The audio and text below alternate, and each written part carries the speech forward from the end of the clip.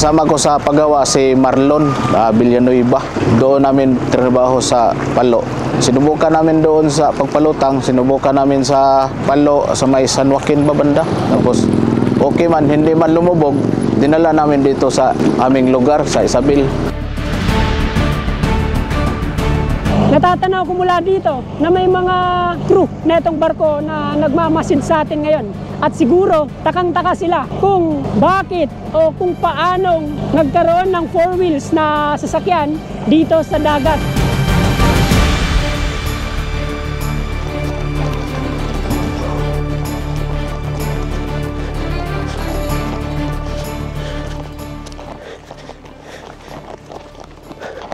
Wow! Sobrang ganda ng tanawin dito sa kinaroroonan natin. Matatanaw po pala natin mula dito sa tuktok na itong kabundukan, itong katubigan na bibisitahin natin ngayong araw. Ngayong araw kasi masasaksihan natin ang isa sa mga kakaibang gawang Pinoy na dito lang natin makikita sa bahaging ito ng probinsya ng Leyte. Ito po yung bangka na ginawa na medyo kakaiba yung disenyo kasi nga nasakyan na natin yung mga speedboat, yung mga naglalakiang barko, yung mga malilit na bangka, pero first time po nating makikita yung kakaibang bangka na ginawa ng kababayan natin dito sa Isabel, Leyte. So mamaya papakita ko po sa inyo kung bakit kakaiba itong bangka at kung bakit talaga namang kahanga-hanga itong ganitong ideya. Ayan, so sa ngayon, explore po muna natin, pakita ko po muna sa inyo itong kalsada na ginagawa dito sa taas na itong kabundukan ng Burauen at Albuera.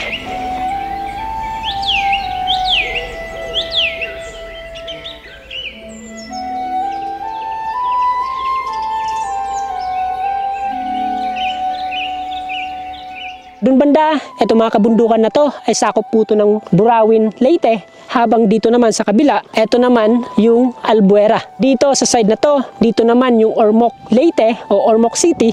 At nandito po tayo sa gitna netong tatlong bayan at lungsod dito sa Leyte. So ito po yung tri-boundary, Burauen, Albuera at Ormoc.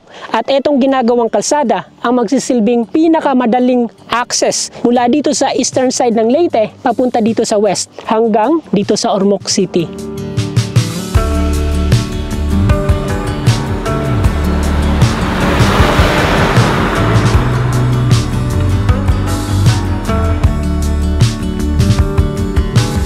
Nasa 3 minutes lang mula doon sa pinakamataas na bahagi na itong ginagawang kalsada ay narating po natin itong under construction naman sa ginagawang daanan. Tingnan nyo naman kung gaano kadami yung mga excavator na andito ngayon sa site.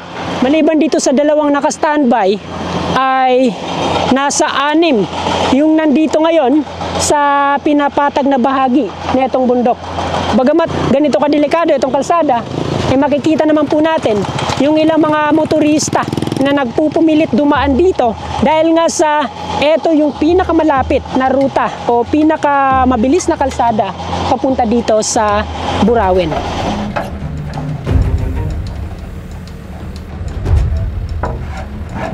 Dito sana tayo dadaan, pababa doon sa Albuera.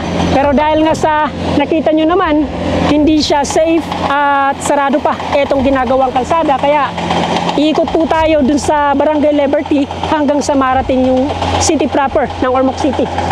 Sa mga nagpaplanong dumaan dito, lalong-lalo na yung mga nakamotorsiklo, ay maghanap po muna kayo ng ibang ruta kasi yun nga, delikado, baka may magpagsakang bato o di kaya ay gumuho yung ilang dadaanan nyo dito, kaya ikot po muna tayo doon sa mga safe na kalsada.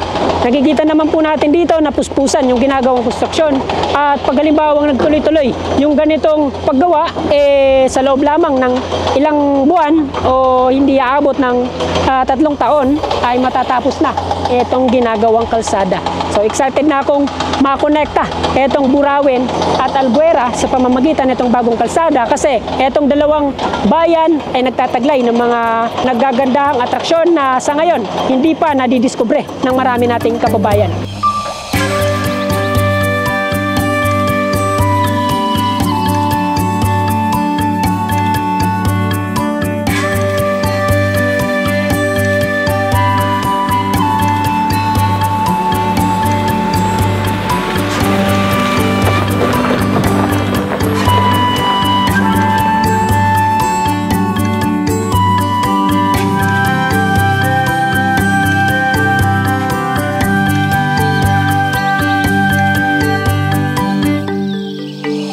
First time po nating napasok etong parting to ng Ormoc City. At dito, pakiramdam ko parang nasa Mindanao tayo dahil nga sa yung mga tanawin, yung mga bahay, yung kalsada. Parang nasa Mindanao lang yung vibes dito. Kung sa Bukidnon, yung vegetable basket ng Mindanao, yung Benguet naman sa Luzon, dito sa Leyte ay etong highlands ng Ormoc City.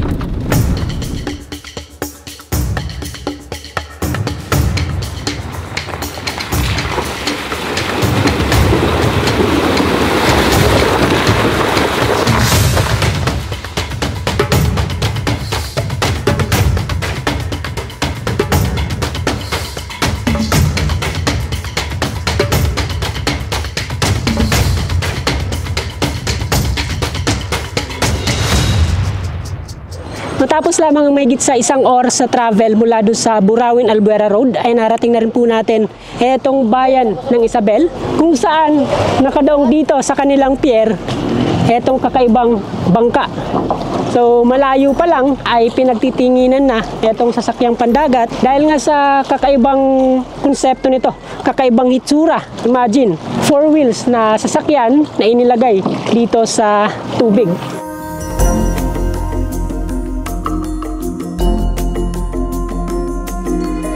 Kasama ko sa paggawa si Marlon Villanueva. Doon namin trabaho sa Palo. Sinubukan namin doon sa pagpalutang, sinubukan namin sa Palo sa may San Joaquin ba banda. Tapos okay man, hindi man lumubog, dinala namin dito sa aming lugar sa Isabel. Tinanggal na namin ang differential, mga propeller, ginawa na lang namin na parang bangka ang design ba. Tapos pinapatakbo siya sa pamamagitan ng makina pa rin sa jeep, tapos nilagyan na lang ng ilisi.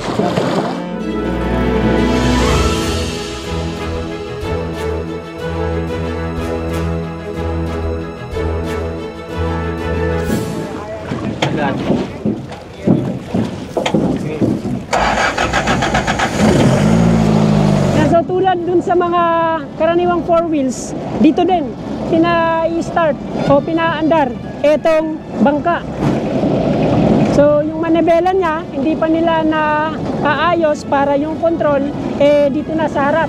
Sa ngayon, dun muna sa likod, kokontrolin kung saan tayo pupunta.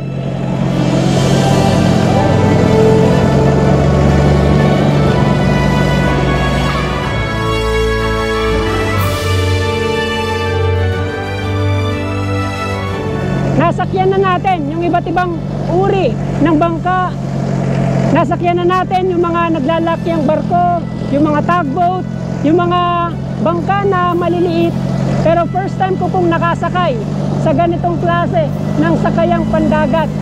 Dito lang yan sa Isabel, Leyte.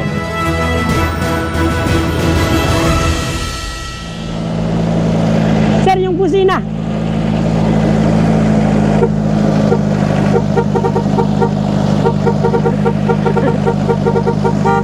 Ibang klase.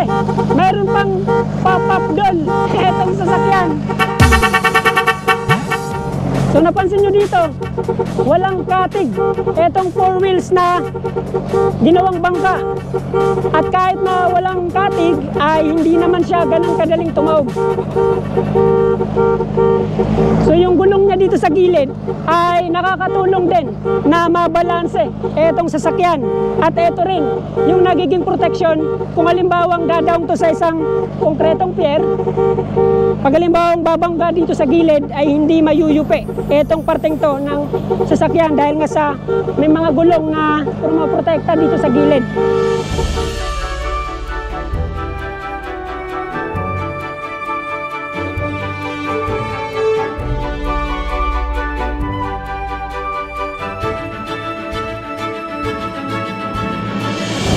Natatanaw ko mula dito na may mga crew na itong barko na nagmamasid sa atin ngayon. At siguro ay takang-taka sila kung bakit o kung paanong nagkaroon ng 4 wheels na sasakyan dito sa dagat. So makikita po natin dito yung mga tugboat, ayan na nakamasid din sa atin dito.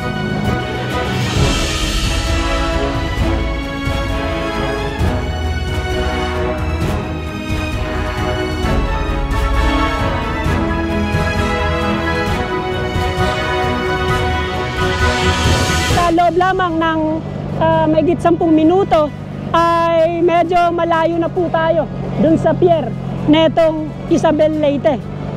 Nasa 4 na kilometro na lang siguro o 3 kilometro yung layo natin dito sa Pasar. At dun banda, tanaw po natin dito yung isla ng Camotes, ayan, at dito banda yung mainland Cebu. So sa ngayon, kahit na may mga low pressure area, may mga bagyo, ay binigyan tayo ng ganito kagandang panahon para nga masubukan, masakyan etong kakaibang bangka.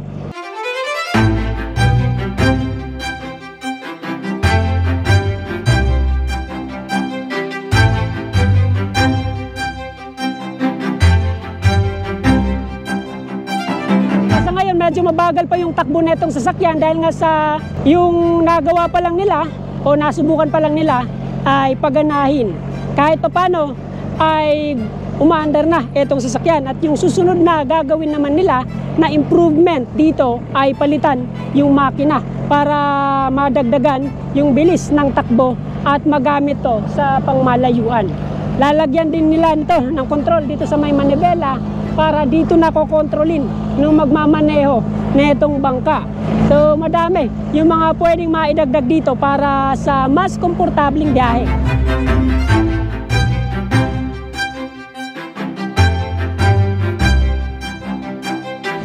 Kala ko kanina, etong nasa gilid, kawayan, pero bakal din pala. Ayan o, bakal lodi. Kala ko ito yung pinaka-cutting niya sa gilid, pero bakal din pala. So lahat ng makikita nyo dito, maliban na lang dito sa mga upuan, sa gulong, ay purong bakal. Kaya yun nga, sabi ni Sir, milagro na mapalutang to dito sa tubig. Yung ganito kaliit na sasakyan ay mahirap palutangin sa ganitong katubigan. Maliban na lang doon sa mga malalaking barko na karaniwan na nating makikita dito sa dagat.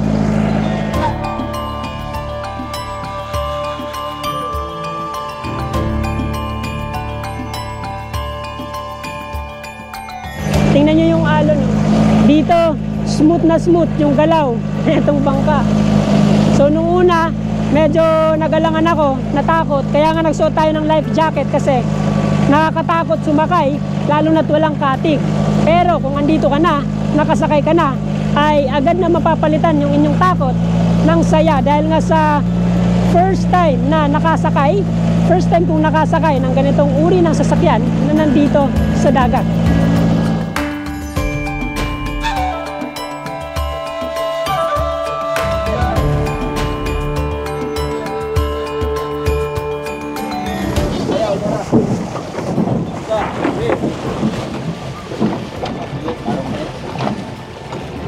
So imagine kung mapapagana to dito sa tubig at mapapagana din sa lupa. Napakalaking tulong nito.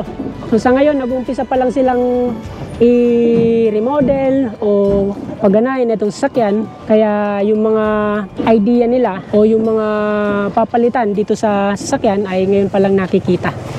Yan. So napakalaki ng potensyal nitong sakayang pandagat na makatulong sa turismo, makatulong sa transportasyon dahil nga sa yan, car boat.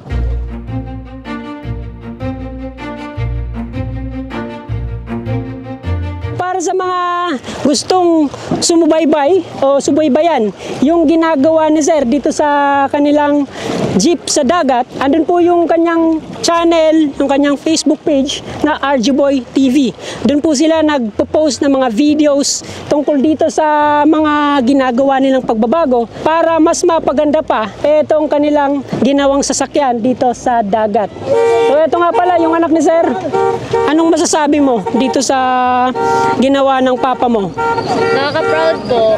Binili niya lang kasi yan, tapos nahuna-hunaan niya ba nga kanang iyan na lang kang i-convert into car boat or jeep na pandagat. So ayun.